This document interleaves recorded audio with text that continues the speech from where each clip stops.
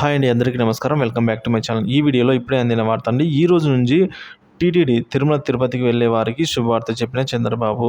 So వివరాలు వీడియోలో తెలుసుకుందాము. వీడియో ఎక్కడ కానీ స్కిప్ చేయకుండా ఎండ్ వరకు చూడండి. అప్పుడే పూర్తి ఇన్ఫర్మేషన్ అర్థమవుతుంది. అలాగే వీడియో నచ్చినట్లయితే ఒక లైక్ చేయండి.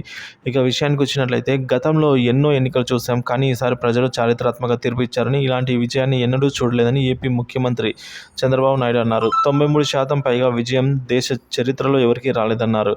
వెంకటేశ్వర స్వామి ముందు సంకల్పం చేసుకుని ముందుకు వెళ్తానని ఆయన చెప్పారు. కుటుంబ సమేతంగా తిరుమల శ్రీవారిని దర్శించుకున్న అనంతరం మీడియాతో మాట్లాడారు.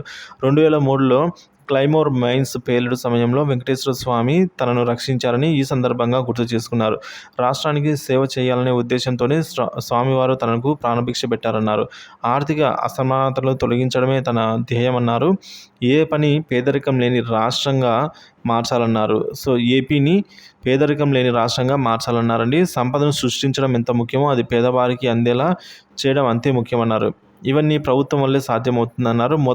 రాష్ట్రం మొత్తం కూడా మనం చూసుకున్నట్లయితే సురక్షితంగా ఉండాలని ఆయన కోరుకుంటున్నారు. పేదరికం లేని సమాజం కోసం నిత్యం పనిచేస్తానని చంద్రబాబు అన్నారు. నేటి నుంచి ప్రజల పాలన మొదలైందని, తన మీద పెట్టుకున్న నమ్మకాన్ని నిలబెట్టుకుంటారని సీఎం చంద్రబాబు తెలిపారు. 2047 నాటికి తెలుగు జాతి ప్రపంచంలోనే నెంబర్ 1గా ఉండాలని ఆకాంక్షించారు.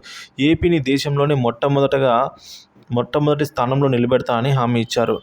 ఇక నేరాలు చేసి తప్పించుకోవాలి అంటే కుదరదు. కొందరు దాడులు చేసి మళ్ళీ మా మీదే ఆరోపణలు చేస్తున్నారని ఆయన ఆగ్రహం వ్యక్తం చేశారు.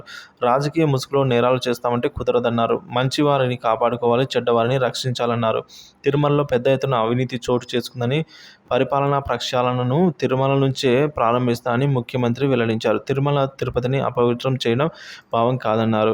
ఇక దేవాంశు పుట్టినప్పటి నుంచి ఇప్పటిదాకా అన్నదానం పథకానికి విరాళం ఇస్తున్నామని చెప్పేసి ఈ సందర్భంగా వెంకటేశ్వర స్వామి నిద్ర లేచిన వెంటనే ప్రార్థన చేస్తానని కూడా ఈ సందర్భంగా ఆయన చెప్పుకుంటూ వచ్చారు. తిరుమల పవిత్రమైన పుణ్యక్షేత్రమని, అలాంటి తిరుమలను అపవిత్రత చేయడం భావ్యం కాదన్నారు. తిరుమలలో గోవిందనామం, ఓం నమో వెంకటేశాయ శ్లోకం తప్ప ఏదీ వినపడకూడదన్నారు. తిరుమలలో మద్యం, గంజాయి, అన్యమత ప్రచారం సహా అన్ని అసాంఘిక కార్యక్రమాలకు అడ్డగా మార్చారని మండిపడ్డారు.